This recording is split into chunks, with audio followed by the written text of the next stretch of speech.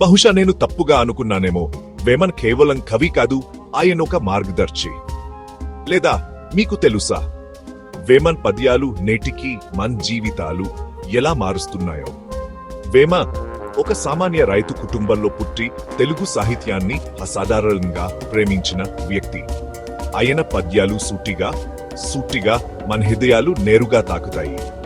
విశ్వవిరామ వినురవ్యాం ప్రతి పద్యం చివర్ వినిపించే ఈ మాటలు ఆయన గొప్పతనాన్ని గుర్తు చేస్తాయి. వేమన తన పద్యాలలో సామాజిక ఆలోచనలను, నైతిక విలువలను, జీవిత సత్యాలు స్పష్టంగా వ్యక్తం చేశారు. అందుకే వేమన్ పద్యాలు పాఠశాల పుస్తకాల నుండి రోజువారీ సామెతల వరకు ప్రాచుర్యం పొందాయి.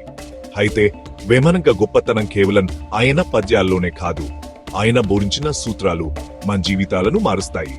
అంతేకాదు, వేమన పద్యాలు మనకు నైతికతను, నిజాయితీని, సమానత్వాన్ని మరియు సాధారణ జీవన విధానాన్ని నేర్పుతాయి.